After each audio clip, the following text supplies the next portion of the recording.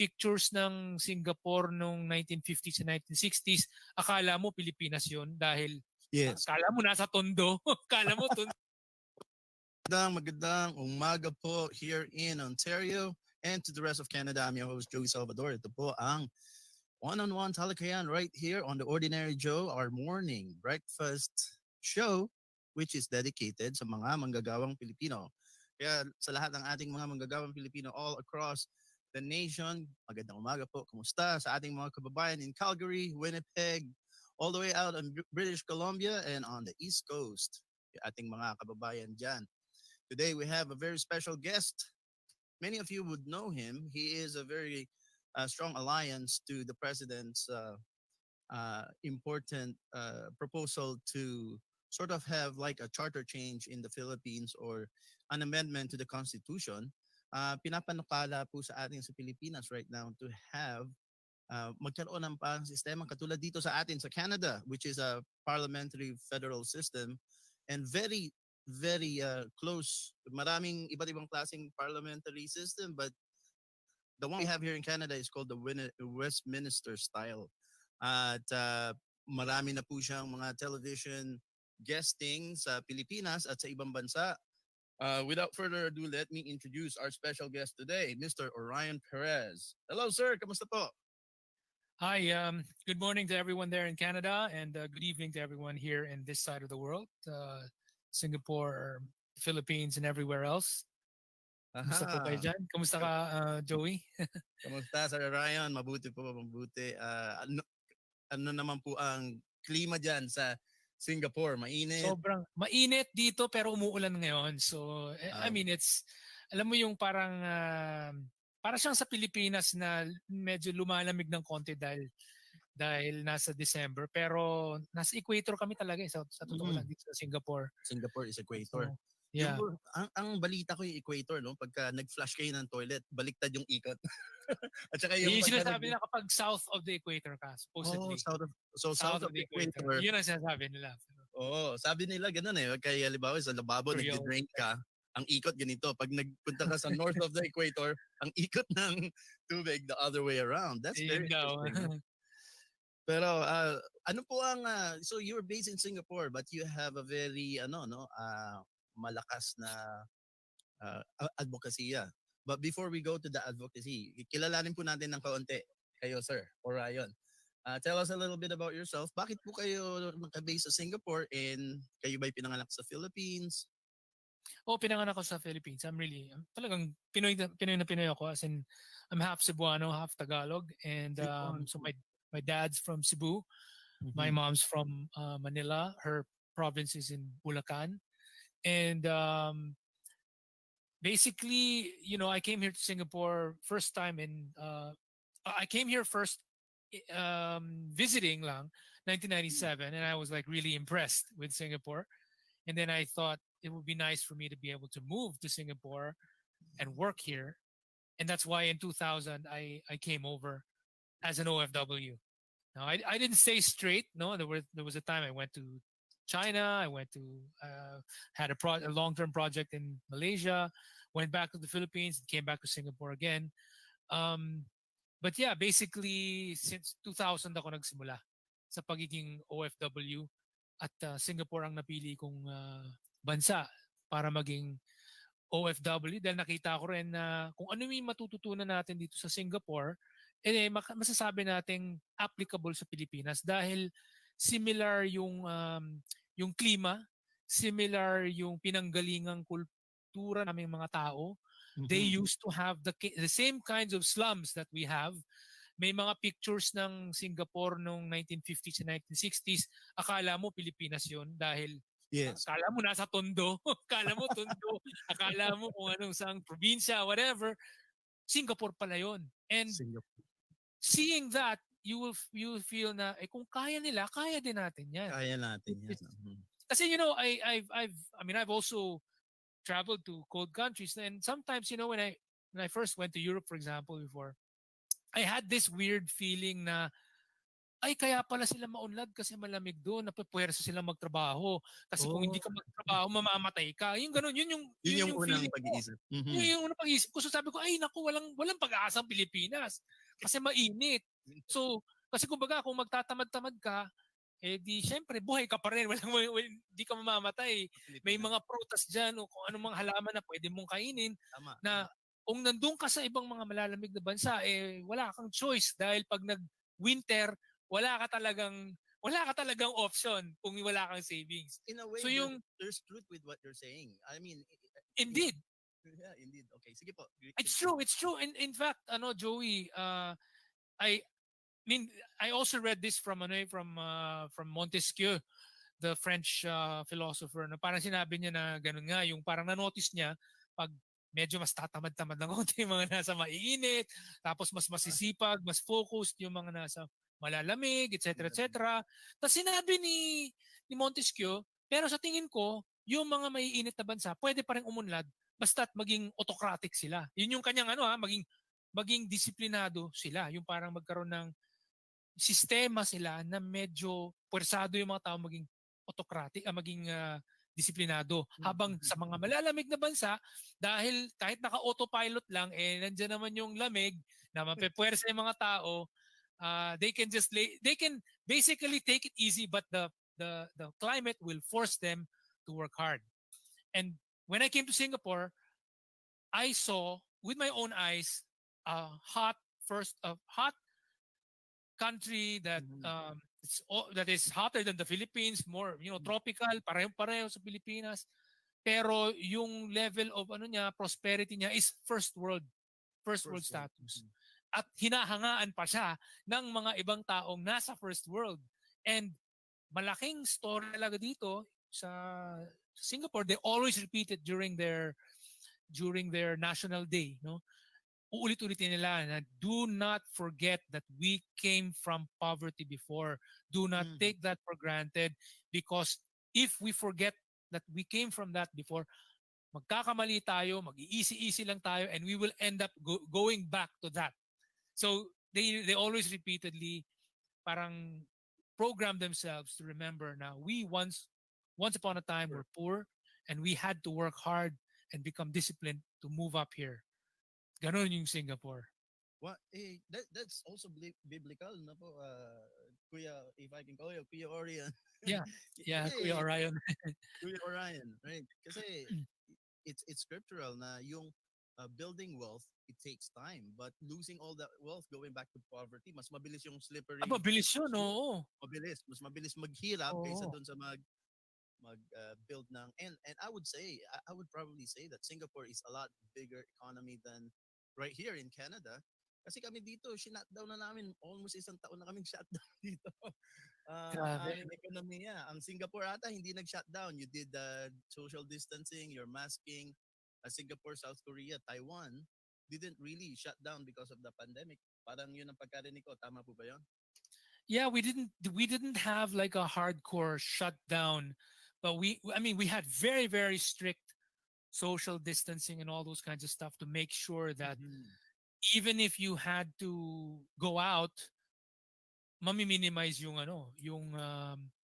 tawag nito, yung pagkuha ng disease, no? So yeah, there was a lot of these precautionary measures that were taken. So ang Singapore po kilala sa I would think kayo po IT professional. Yes, I'm an IT professional. Okay. Yeah. Kasi yan po ang talagang dayo ng mga Filipino overseas worker, no? So either Singapore or the Middle East. Pag kung IT talaga, Singapore talaga. Yan ng mga kaibigan kong Singaporean dito. Sabi nila, we have a lot of Filipino friends in Singapore. Most of them IT. Ganun daw. Yes. At saka yung Singapore, kilala po yan dito because of Joseph Prince. Ah, Dito, yes. Magaling siya na pastor. He's a good preacher. he's a good preacher. Kaya yan. Kuya Ryan, ang sigurong pagkakaiba ng Pilipinas at saka ng Singapore, Pilipinas is an archipelago and Singapore is an island within Malaysia, is it? Like it's a It's state, yeah, it's a small island off the tip of the Malay Peninsula. the Malay Yeah, Peninsula. Kaya used parang, to be a part of Malaysia. mhm. I know that there's diversity there too. Marami atang Indian, Chinese, tsaka ano pa po ba? Maraming And Filipinos, Malay, maraming yeah, Indian, Indian, and Chinese, Malay. Malay. And then there's Pero also others. May sinasabi ng others. yun yung ano, yung minority na others. Oo, yung others are may mga halo-halo like merong they tawag sa kanila Eurasians, and Eurasians. many of them, the Eurasians, they actually are very similar to Filipinos in the sense that some of them they look Pinoy, they look Pinoy na may konting pagkatisoy, and some of them look Pinoy, and many of them are Christian or Catholic, and many of them have Portuguese surnames. So makikita mo Oh, mga so may may ano mga sila. Almeida ang apelyido, Oh, okay. Monteiro, ganyan, mga Lopez, Portuguese Fernandez, may and mga may makikita so kang ganyang apelyido dito. they got some Tapos Caucasian features some dahil of them, so you could mistake them for a Pinoy because I mean marami sa atin sa Pilipinas medyo may halo ng konti. Tas sila ano, ganun din, no? Parang may halo rin sila. And some of them kasi ano sila, halo sila ng mga Southeast Asians na napaghaluan sa mga Portuguese and some Dutch also. Tapos yung end result, mukhang Pinoy. Tapos yung medyo mukhang Pinoy, tas culturally may pagka-Pinoy kasi from a Christian or Catholic background aha. and like a European centric culture, which is, I mean, the Philippines used to have a very European centric culture as well. So parang ganun eh, parang similar. So paminsan napagkakamalan ng mga Pilipino dati, back when Filipinos were not that many long ago, madalas nagkakaroon ng parang napagkakamalan yung isa't isa. Na parang akala nagsasalita ng Filipino yung pala eh, oh, I'm not Filipino, ganon. Parang Oo, yung nagsasalita parang na, oh, hindi ako Filipino. So yeah, meron din kami ganyan mga experience dito with Vietnamese and ano, yung ibang Europeans din na pagka yung nahaluan na, hindi kasi I think they said that especially in my city Toronto, kami yung isa sa most diverse city in the world na multicultural nga po.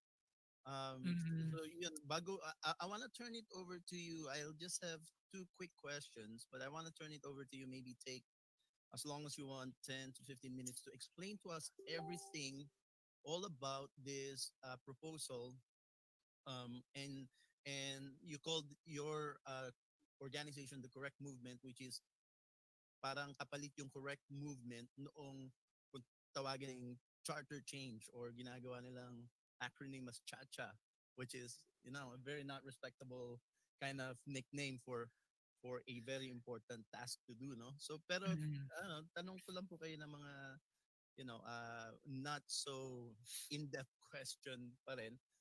So you're an IT professional, pero paano po kayo na before that, yung pagkakaiba ng Pilipinas and Singapore, Singapore is parang unang-una, sabi niyo kanina, pagka mainit na bansa, maganda yung may mm, autocratic na ano, di alam natin yan na that's very relevant to Singapore kasi they were under Lee Kuan Yew for many years until wala na po ba si Lee Kuan Yew, namatay na? Or namatay na siya 2015.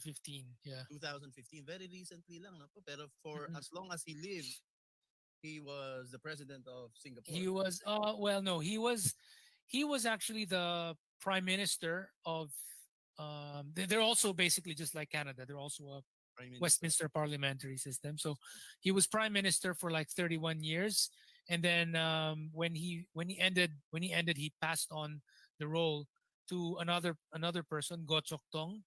Gotok And Tong. during that time that he was no longer the prime minister, he was a what they call senior minister. So he was Senior a Minister. para Parang siyang cabinet pa rin siya. nasa cabinet pa rin siya, and he was just basically going to give a lot of advice, but he wouldn't take care of the day-to-day stuff. So and then later on, when Go Chok Tong decided to Mhm. retire from being prime minister, it passed on to someone na also magaling, and it happened to be anak ni Lee Kuan Yew na sobrang galing talaga. One year Parang din. you Okay. sobrang galing na you can really say na it's not because anak siya, but because magaling talaga siya. Talaga Like magaling siya. kasi He dun nga holds his own, kumbaga. oo, it's all on his own, and in fact, I mean um, he you know he has this reputation in ASEAN, parang the Google man ang tawag nila, kasi parang kung meron kang hindi alam dun sa loob ng ASEAN or even Mm. APAC sa mga discussions, parang may ano nga yung population ng ganito, gagayan siya, it's 5,362, O para siyang mga walking parang ano siya, encyclopedia. walking encyclopedia siya eh. So he's sobrang galing, parang ang dami niyang alam eh. So ano siya, Eh, he's really competent, very very knowledgeable, very tayong insightful guy. So, tayong mga Pilipino, meron din po tayong parte ng ating kasaysayan na pa sa ilalim sa isang autocratic na pamahalaan under Marcos, at mapapansin natin na ang kaunlaran ng Pilipinas ng mga time na yon, no? Very boosting. Would you say, at ang alam ko yung ama na si Lee Kuan Yew tsaka si Ferdinand Marcos, magandang samahan sila, meron silang pagkakaibigan. well, they had, Magkaibigan sila. I mean, yeah, they had a bit of a friendship also, kasi they were contemporaries, in the sense that Lee Kuan Yew became prime minister in 1959, and then Singapore, at that point in time, Singapore was still under the British, and then in 1965 it became an independent country. So 1965, and 1965 was when Marcos became president. So Mm. so parang ano siya, parang medyo contemporary sila. Mhm. They passed through the same phases na may mga komunista, the Southeast Asian countries were basically collaborating with each other on like, paano natin i-solve tong issue na ito, blah blah blah. So Mhm. yeah, meron silang pinagsamahan in that sense. Um, Yeah. sayang lang na there were slightly different, I think slightly different approaches, whereby ang nangyari with Lee Kuan Yew, for example, for his economic development program, he was very big on bringing in foreign direct investors. Parang kumbaga, Okay. he saw na we don't have enough local investors who can basically become the industrialists. So Mhm. sabi niya, we have no choice but we have to rely on foreign Foreign. investors to come in and create jobs. In the case of Marcos, what happened was there was this time when the yung mga Middle Eastern countries na oil Yung mga, producers, okay, yung mga OPEX. yung mga OPEC, no, ang dami nilang pera dahil sa oil revenues nila, na linagay nila sa maraming mga bangko sa US. And Mm. these banks ngayon, ang dami nilang pera, they they needed of course to lend it out to other countries or to other entities, no. And when they did so at very very low interest rates, and Mhm. one of the countries that took advantage of those low interest rates was the Philippines. So nagkaroon tayo ng maraming mga loans. So Oh. President Marcos took loans, and he was thinking, you know what, I will try to do what Japan did in the Meiji Restoration, which is Mhm. we will have some of these parang local kingpins, mga local business people, na i-assign ko kayo, ikaw take care of the steel industry, ikaw take care of this. So bibigyan ko kayo ng pera, itong nahiram kong pera, papahiram ko sa inyo. Ayan, ipapahiram ko sa inyo, papahiram ko sa iyo. Ganyan. So Mhm. nagpahiram ng pera kumbaga yung loans na nakuha ng Pilipinas, marami diyan pinahiram din, parang tawag diyan, parang dinelegate yung pera na yun sa iilang Nineligate, mga mayayaman. Ang Ah, problema, and I feel this is the problem, no. What happened opo, was nagkasakit si President Marcos. Marcos, at hindi na niya na Nahabol. nahahabol ay yung bang Okay, I see. kinakailangan kasi kung nagpapahiram ka ng pera ng ganyang kalaki, kinakailangan mo Mhm. i-micromanage yung mga pinahiraman mo ng pera, 'di ba? Yung Hold them kumusta na? accountable kumbaga, Oo, yeah, make yeah. them accountable. So kumusta na yung every week parang kumbaga meron kang meetings na kumusta na? Gumana na ba 'yan? Gumana na yung project na 'yan? Ito yung project na 'yan, kumusta? Nung Ayun, nagkasakit kasi siya, yung oras wala niya nang napunta gano'n. sa dialysis. Oo. Ah, pero So, hindi ba yan alam ni Imelda yung mga accounts na yon para si Imelda mag-ano sa kanila, mag-manage sa kanila hindi habang ko sila alam kung, nagkaka. well, kaya I think internally what was happening was mas importante yung health niya, Hmm. which in a way Mhm. parang yung Na doon na rin si I Imelda guess, nabuhos yung oo, I think na napabayaan in that sense yung and some of these people na humiram ng who were handling certain sectors, some of them were not uh, doing their job. So kasi in easy na lang din, si bossing di na ako tinatanong, di okay lang, oo, pabanjing-banjing na lang ako. kasi Siguro siyempre yun ang nangyari. oh.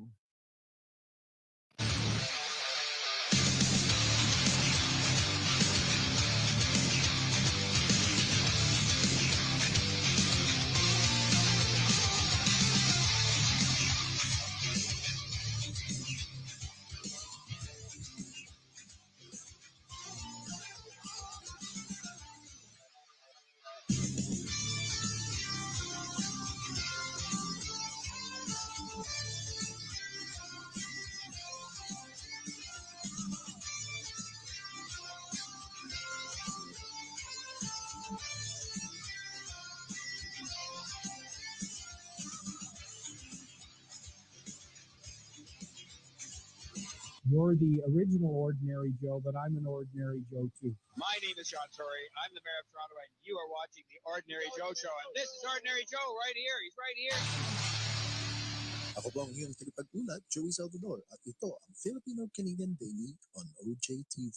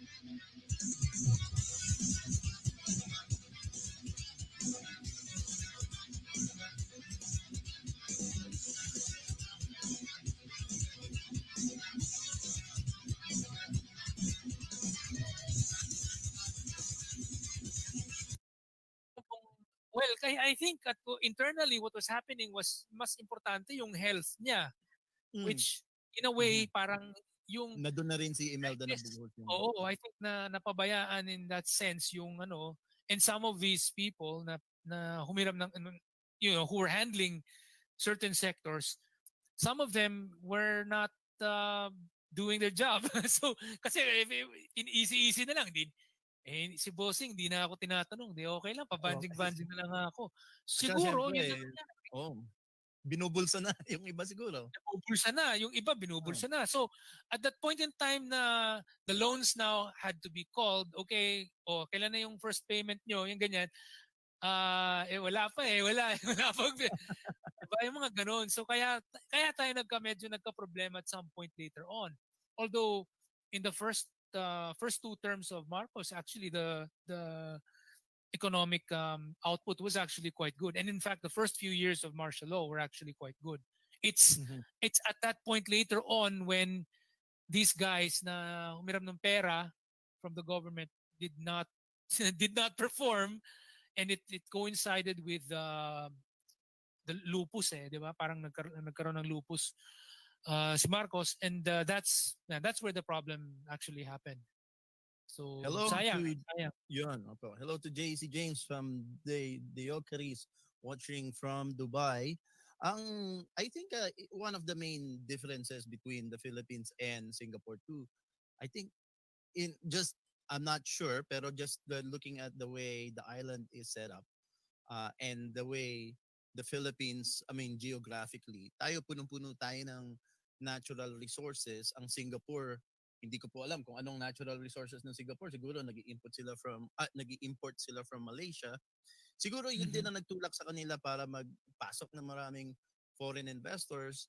On the other hand, ang Pilipinas, sabihin natin marami tayong natural resources, baka nagkaroon ng pakiramdam na kaya nating mag-survive na walang foreign investor. Do you think that's a factor, Kuya That's Ryan? partly, I think, that's partly one of the blind spots. Because I think it's very possible for a country to sometimes, they yes, merong natural resources, but then perhaps the local know-how is not that strong yet. So parang it's very possible that you have all these gold deposits and all these other mineral deposits and everything else, but you don't yet have a large pool of people with high business acumen and high technical knowledge in how to exploit these natural resources for the Mhm. benefit of the country, or how to make business out of it in an international setting. So ang nangyayari, yung parang hindi na take advantage yung natural resources na yan in the right way, Mhm. whereas in other countries, they, even if they have natural resources, and they, temporarily in the beginning rely on foreign investors, they understand kasi that the foreign investors have that know-how, Mhm. and they have the money, the initial capital to invest in equipment and the stuff that they need, no? And and then the locals learn. So parang kumbaga yung first phases kasi talaga dapat yung learning eh.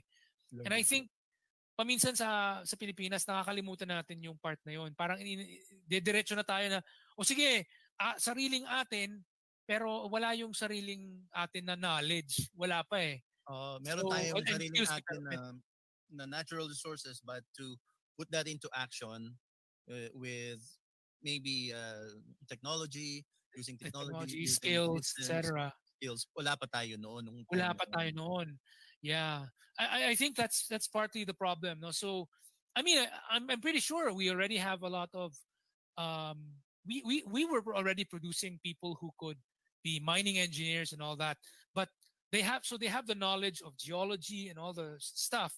But then setting up a, a profitable mining enterprise that would really be, parang world class, parang sometimes it requires relying on the know-how of some foreign company. So Canada and Australia, for example, they when they started their mining industries, a lot of it was American and British and American Mhm.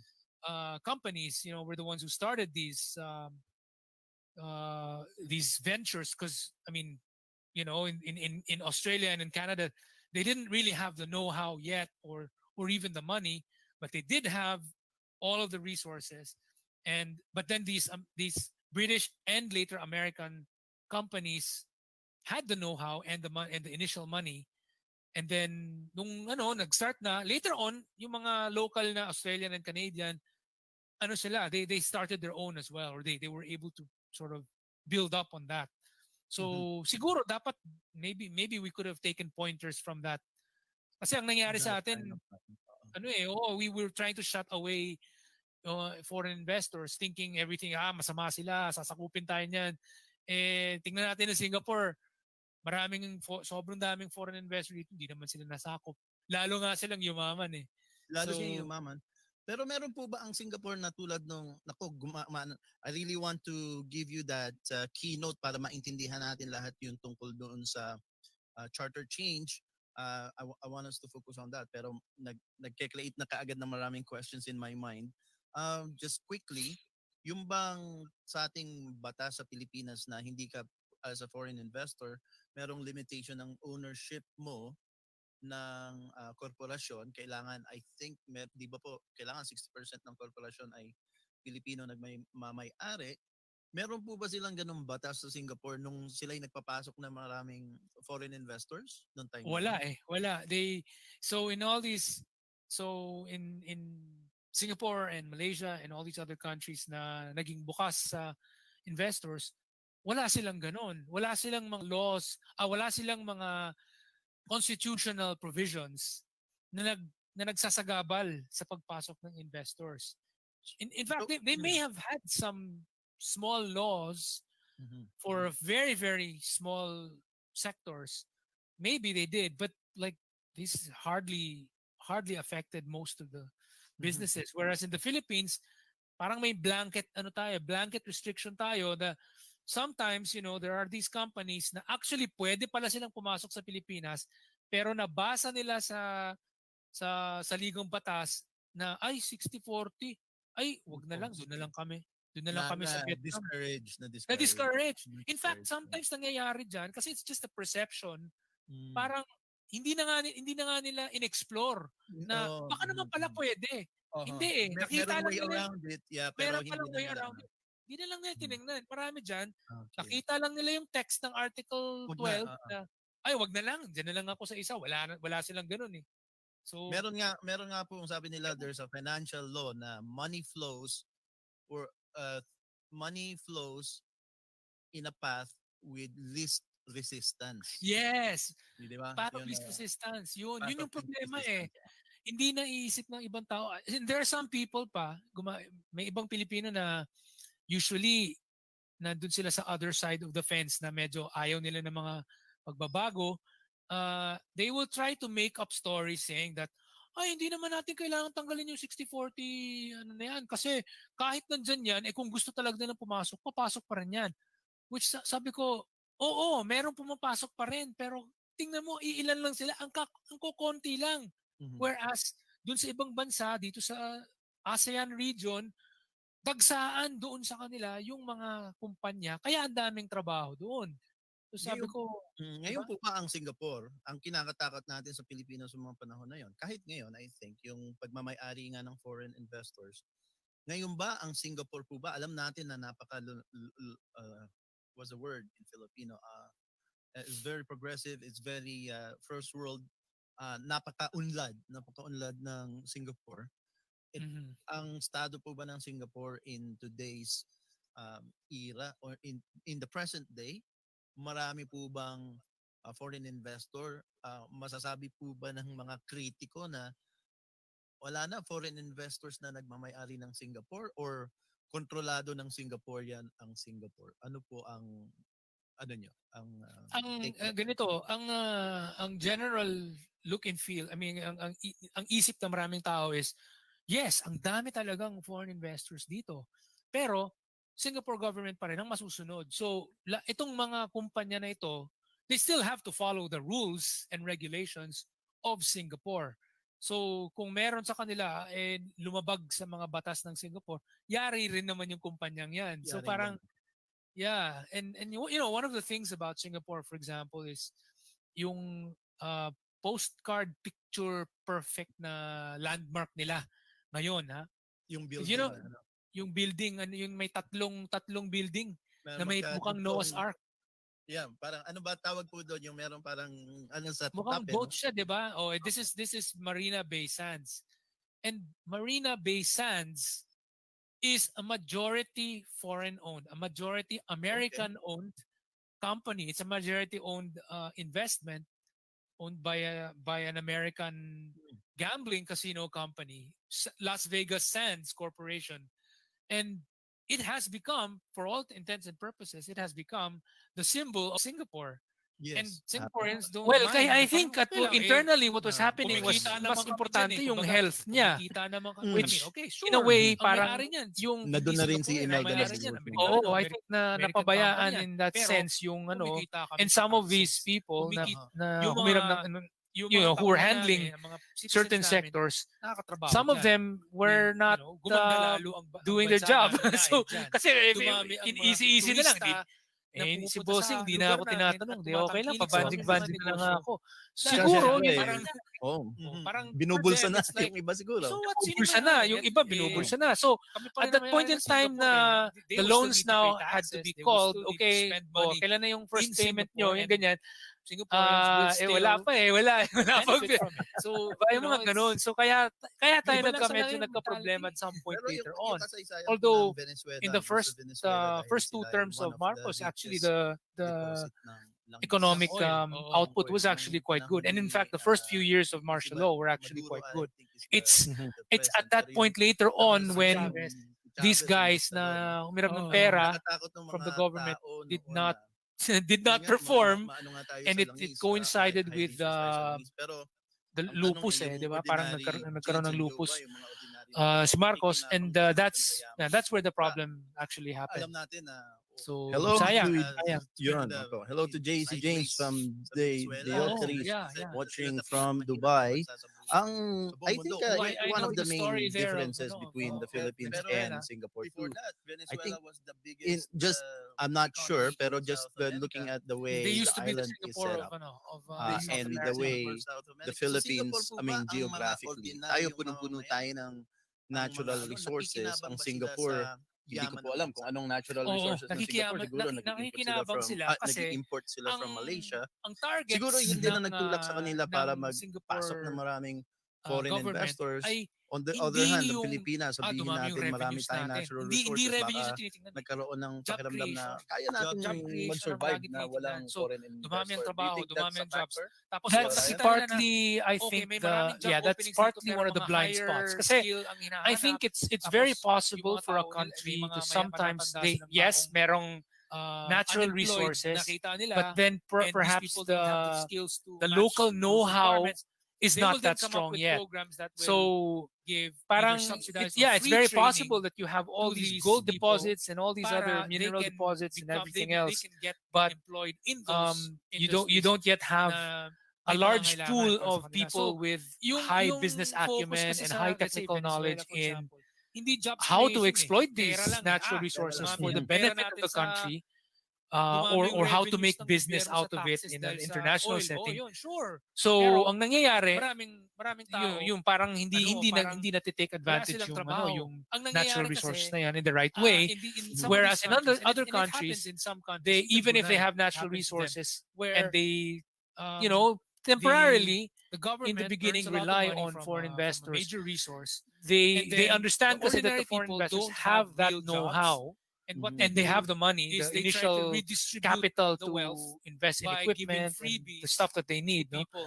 And then giving the of locals freebies, learn. hindi siya So sustainable. parang kumbaga Yung mga taong yung yan first magiging tamad. phases kasi talaga dapat So, yung Ang learning eh. nangyayari dyan, And I think lang sila ng ano, paminsan parang just sa because I Pilipinas hold the nakakalimutan natin yung part na citizenship yun. of- I Parang have a passport from diretso this na tayo na and o sige, now I'm sariling entitled to an atin, allowance of pero this much. wala Wala yung namang sariling ginagawa. atin na knowledge. Wala pa eh. Meron So, tayong and sariling excuse me, atin na natural resources, but to put that into action Parang ginawa with ni maybe Chavez na technology, ganyan, kasi nga medyo using komunista technology, siya eh. skills, business, etc. skills, wala Actually, pa tayo noon. Chavez, Wala pa medyo tayo nag-start noon. siya na hindi pa Yeah. ganun grabe. I think that's Slowly, partly the problem. No? naging So ganun na. Kasi I mean, I'm pretty sure we he already started have to a lot of anti-business policies. we were already which producing caused people who could companies be mining to shut engineers down and all that. or but leave they have the leave, knowledge ano, of the geology country and all go to the other stuff. countries. But So then ngayon, ang dami nawalan ng trabaho. setting up Ngayon, humihingi sila ng pera sa gobyerno.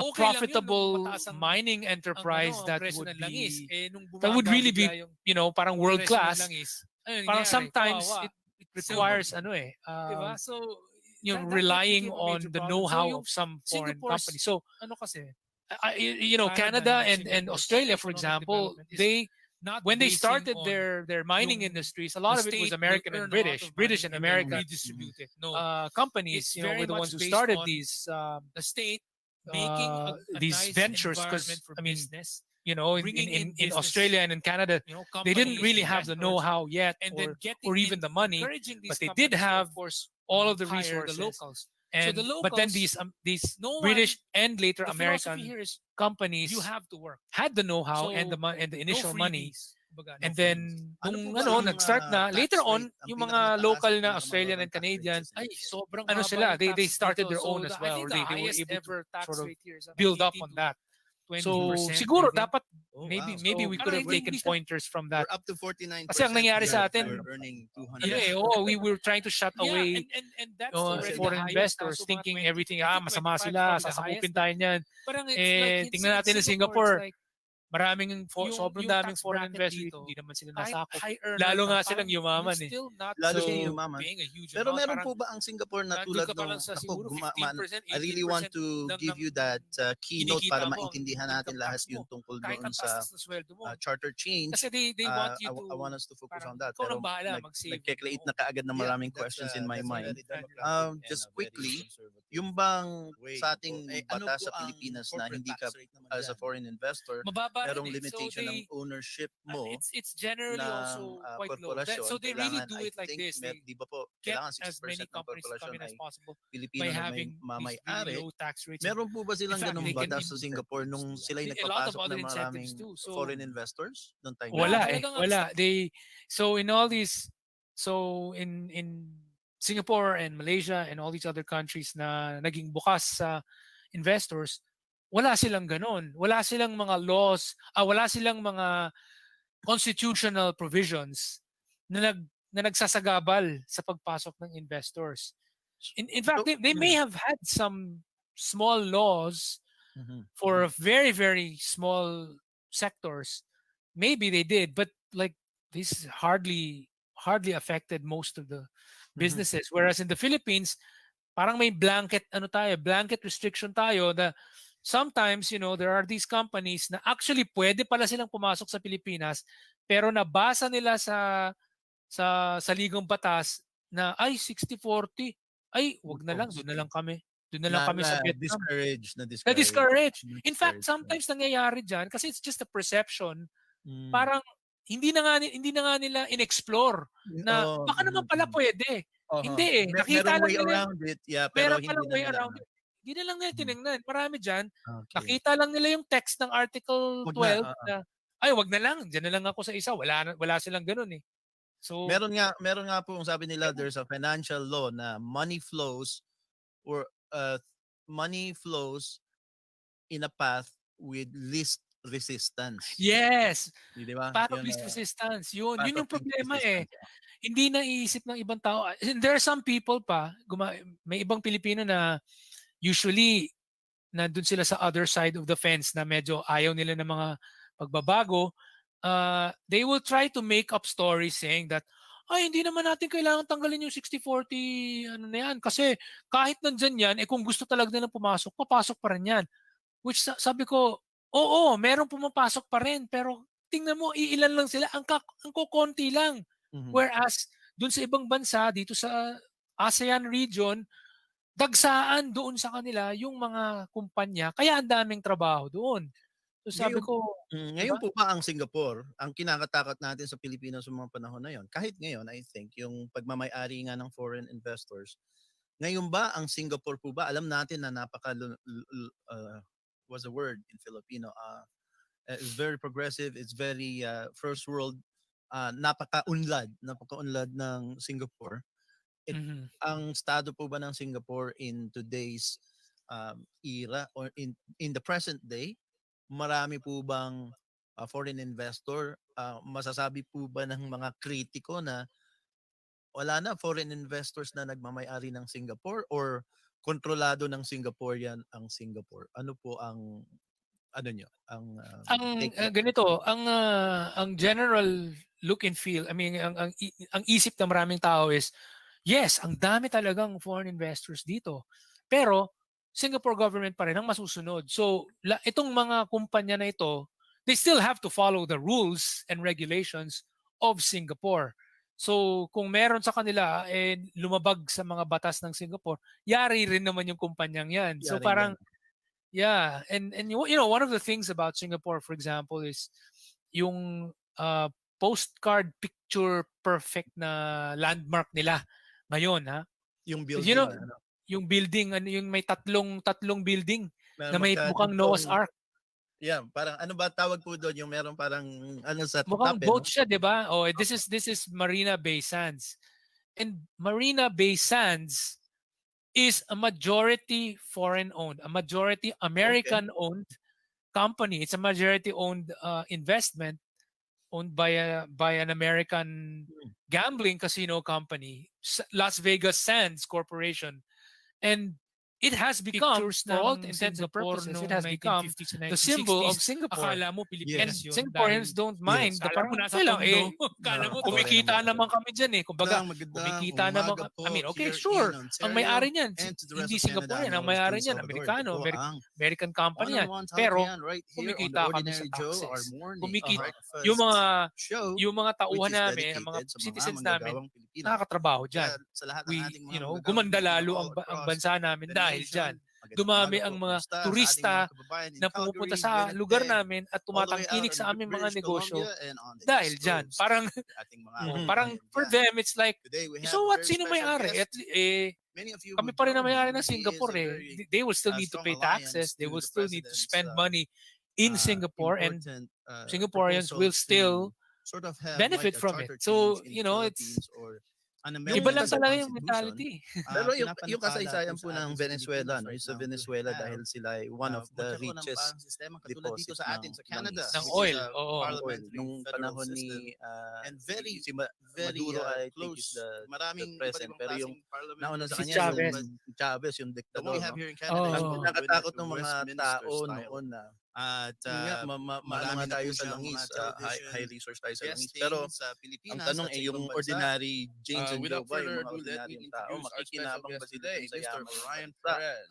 Hello, sir. Alam Kamusta natin po? na things Hi, has good morning turned to everyone there in Canada sideways and good sa evening to Venezuela. everyone Oh, Sila, yeah, isa yeah. sila sa pinakamahirap na bansa sa Singapore, buong mundo. Philippines. Oh, I know the story there of Venezuela. Before that, Venezuela was Sir the Ryan, biggest mabuti po, mabuti. economy in South America. Ano naman po They ang used to be the Singapore klima dyan of They used South to be the America. Singapore, Sobrang South America. So mainit Singapore dito po pero ba ang umuulan mga ngayon. ordinaryong So, I mean, mamamayan? it's, alam mo Ang yung mga parang nakikinabang ba sila parang sa siyang sa yaman Pilipinas ng na bansa? medyo Oo, lumalamig ng konti dahil nakikinabang sila dahil kasi nasa December. ang Pero ang nasa equator kami targets talaga ng sa Singapore Singapore is equator. government Ang ay balita ko hindi equator, no, yung pagka nag-flash kayo dumami ng yung toilet, revenues baliktad natin. yung Hindi revenues yung At tinitingnan. saka yung yung sinasabi job na kapag creation. south of the Job equator. Job creation ang So, lagi south of- tinitingnan. so So, south of the dumami ang equator, trabaho, yun ang dumami ang sinasabi jobs. nila. Tapos pag nakita nila na, okay, may maraming job openings dito pero mga higher skill ang hinahanap. Tapos yung mga tao nila, may mga matatanda silang taong unemployed, nakita nila, and these people don't have the skills to match those requirements. They will then come up with programs that will give either subsidized or free training to these people para they can become they can get employed in those industries na may pangangailangan para sa kanila. So, yung focus kasi sa, let's say, Venezuela, for example, hindi jobs creation eh. Pera lang eh. Dumami ang pera natin sa dumami yung revenues ng gobyerno sa taxes dahil sa oil. Oh, yun, sure. Pero maraming tao, parang wala silang trabaho. Ang nangyayari kasi, in some of these countries, and it happens in some countries, even Brunei, it happens to them, where and I was like really impressed with the Singapore. government earns a lot of money from a major resource, and then the ordinary people don't have real jobs, and what they do is they try to redistribute the wealth by giving freebies to people. And the giving of freebies, hindi siya sustainable. Yung mga tao yan, magiging tamad. So, ang nangyayari dyan, nakakahingi lang sila ng parang just because I hold the citizenship, I have a passport from this country, and now I'm entitled to an allowance of this much na wala naman ako ginagawa. Ganun din po ang Venezuela. Lahat ng That's what happened in Venezuela. Venezuela, lahat ng tao, empleyado ng gobyerno. Dahil Wala silang parang mga ginawa ni yung Chavez na ganyan kasi nga medyo komunista siya eh. So si Chavez, actually, Chavez medyo nag-start siya na hindi pa ganun grabe. But slowly, naging ganun na. Kasi he started to have a lot of anti-business policies which caused companies to shut down or leave the country and go to other countries. So ngayon, ang dami na wala ng trabaho. Ngayon, humihingi sila ng pera sa gobyerno. Okay lang yun nung mataas ang presyo ng langis. Nung bumaba bigla yung presyo ng langis, ano nangyari? Kawawa. So, Diba? had this So weird that feeling that na, became a major problem. ay So kaya yung pala sila Singapore's maunlad kasi malamig ano doon, kasi, napupwersa sila magtrabaho. paradigm Kasi of kung hindi ka Singapore's magtrabaho, economic mamamatay development ka. is Yung ganun, yun yung not Yun yung basing unang on pag-isip. Mhm. yung unang pag-isip ko. So the sabi ko, state ay, naku, will earn a lot walang of money pag-asa ang and then Pilipinas. redistribute it. Kasi No, mainit. it's So, very much kasi based kumbaga, kung on magtatamad-tamad the ka, state eh, making syempre, a buhay ka pa nice rin. environment for Hindi ka business, mamamatay. May bringing mga in prutas business, dyan, o kung anong mga you know, halaman na companies, pupakainin investors, na and then kung getting nandun ka in, sa ibang mga encouraging malalamig these na bansa, companies to, of eh, course, wala kang choice hire dahil the pag locals. So the nag-winter, locals, wala ka talagang, no one, wala ka talagang the option philosophy here kundi is wala kang savings. you have to So work. yung, There's truth in So, what you're saying. no freebies. Kumbaga, no Indeed. freebies. Ano po ba So ang you- tax it's true, rate, it's ang true. In pinakamataas fact, at pinakamababang Joey, tax rate sa Ay, Singapore? sobrang baba yung taxes dito. I also So read I this think the from, highest ever tax from rate here is like Montesquieu, 18 to the French 20%, I philosopher, think. na parang sinabi wow. niya na So, ganito parang na hindi yung siya, parang na-notice niya. We're up to Medyo 49% mas here if you're tatamad-tamad ako earning kasi mga 200. Yeah. mainit, tapos mas yeah, masisipag, and mas that's focused, already the Usually. highest. So mga 20, malalamig, I think etc., 25 is probably the highest. Tapos But sinabi ni parang it's like ni in Montesquieu, Singapore, pero it's sa like tingin ko, yung mga yung maiinit na bansa, tax pwede pa bracket rin umunlad, dito, basta kahit maging high earner ka, autocratic sila. parang Yun yung you'll kanyang still not maging, really be maging paying a huge disiplinado amount. Parang sila. Yung parang magkaroon nandun ka ng pa lang sa siguro 15%, sistema sila 18% na medyo lang ng pwersado yung mga tao kinikita mo ang autocratic income na tax maging, mo. Kahit ang taas-taas disiplinado. ng sweldo mo. Habang sa mga malalamig Kasi na they bansa, want you to, dahil kahit parang ikaw nang naka-autopilot bahala lang, mag-save on nandiyan your naman own. yung lamig, Yeah, that's na a mapepwersa very ng mga tao, democratic and a very they can just conservative they can way. basically Eh, take it ano easy, po but ang corporate tax the rate naman climate dyan? will force them to Mababa work rin eh. hard. So they, And when I came to it's Singapore, generally also I quite low. saw So they with my really own do it like eyes this. They a get hot as many companies to hot come in as possible by having country that these really low tax rates. And that is in hotter fact, than they the can Philippines, more incentives nila. tropical, a lot of other pareho sa incentives too. Pilipinas. So Pero yung wala, level talagang of ang style niya, nila is prosperity basta niya is first basta world, makikinabang ang first mga world taga status. At Singapore, like hinahangaan you pa hire siya Singaporeans ng and mga we'll, ibang tao we'll make nasa you first feel world. welcome. And Ganun talaga sila. malaking story talaga dito. So, Kuya sa Orion, Singapore, they I'm always known repeated here during in their Ontario at during their sa national Canada day. na rin marami tayong mga Ulit-ulitin nila na do not kasangga na mga forget that independent we media came from producers poverty din sa before. iba't ibang Do not city take at that iba't for ibang provinces granted ng Canada, because mga if Filipino we forget Canadians. Kaya that we kilala came naman po from that tayo before, dito na the magkakamali ordinary tayo, Joe at mag-easy-easy sa lang mga tayo, and we politiko will end up hinahanap nga po going ako back para to mamaya that. kausap ko naman So ministro they ng always Families and repeatedly Children's Affairs parang mamayang alas 4. program themselves to Ah, remember na Kasi we gusto once nilang upon a level time with were the poor ordinary and we had to work people. hard And and yan become ang disciplined to parang move up here. ang tanong ng mga tao, Ganun yung Singapore. sino ba si Kuya Orion? No? Paano ba siya nagkaroon ng kaalaman sa mga pagpapatakbo ng politika? Yeah. Like you said, Yeah, Kuya you Orion. are an IT professional. So give us a background. And I know na meron na panood sa YouTube na you did some stand up and you can Aba, speak how bilis many yun, oo. languages? How many languages can you speak? I think it's around like 6, 7 or something like that. Goodness, you're a multilingual. Ano ba tawag doon sa ano ba yung word? Polyglot. Polyglot. You're a polyglot. And you can do different accents as well. So naalala ko yung interview mo with Kuliran, yung actor sa yung Dutch actor na Pinoy. Ano ba man si CL Kuliran? Nag-interview ka with him and you spoke Yeah.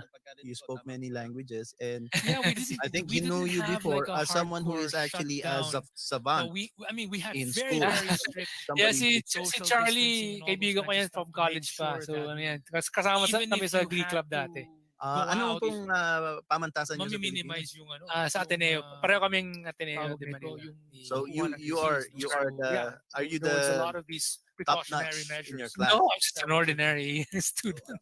But that's what of course you will try and be humble yourself pero yan ang Yes, pagkaalam I'm ko an na kayo IT top notch professional. Yeah. during your class.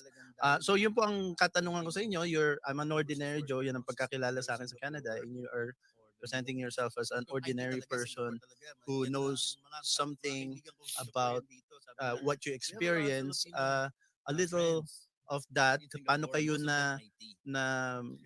paano kayo nagkaroon ng Yes, interest yes. about this charter change proposal and then ituloy nyo na after you answer that question, ituloy nyo na Magaling siya na yung pastor. buong pastor. proposal, He's a good ipaliwanag preacher. niyo po sa ating mga tagapanood, makikinig, paano yan gagawin sa Pilipinas, paano yung mga steps and how will it, yung mga bentahe, at saka paano i-implement yung proposal na yan. So I'll turn it over to you po. It's it's Okay. a small island So off the tip to cut the long of story short, the Malay I think Peninsula. it's a combination Used to of be a part of Malaysia. envy of what's going on in other countries and dissatisfaction with what was going on sa Pilipinas na naging rason kung bakit pinag-aralan ko yung Indian, Chinese, mga Malay. sistema.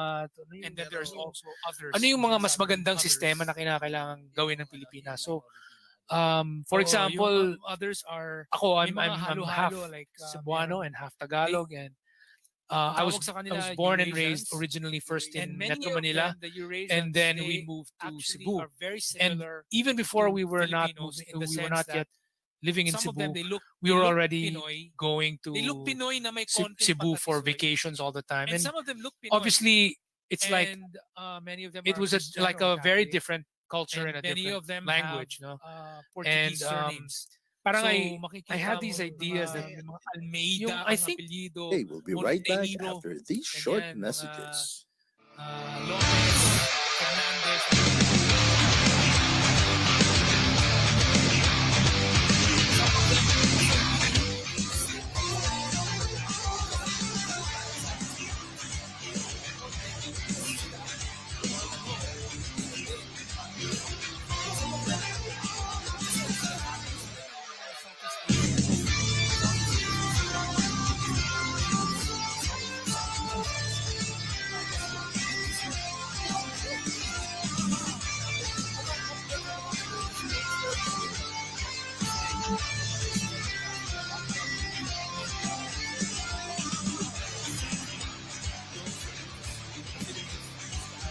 You're the original Ordinary Joe, but I'm an Ordinary Joe too. My name is John Torrey. I'm the mayor of Toronto, and you are watching the Ordinary Joe Show. And this is Ordinary Joe right here. He's right here.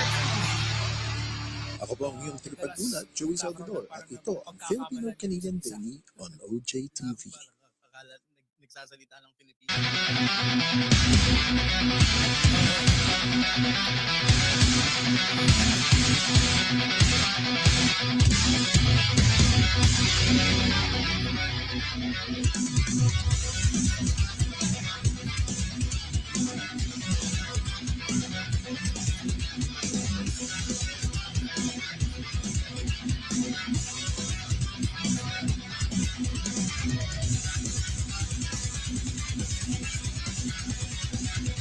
I will never stop making Christmas as my favorite time of the year. What about you? Christmas is my favorite holiday and time of the year. It's probably because I get to hang out with my family, Yeah. and they always bring food, like really good food, and my birthday's 4 days away from Christmas. Hi, I'm Peyton Garcia, and you're watching the Filipino Canadian playlist, only on the Ordinary Joe Show. Kind of nickname for a very important task to do. So, pero, tanong ko lang po kayo. I'm like a rolling stone. Sing song when I'm walking home. Jump up to the top of LeBron. Ding dong, call me on my phone. I see and I game my ping pong. This is getting heavy. Can you hear the bass boom? I'm ready. Life is sweet. Shoes on, get up in the morning, cup of milk, let's rock and roll. King Kong, kick the drum, rolling on like a rolling stone. Sing song when I'm walking home, jump up to the top of LeBron. Ding dong, call me on my phone, I see and I Namatay na game my siya, ping 2000. pong. This is getting heavy. Pero for as long as he lived, he was the president of Singapore. He was well no he was actually the prime minister of they're also basically just like Canada. They're also he was prime minister for like 31 years, and then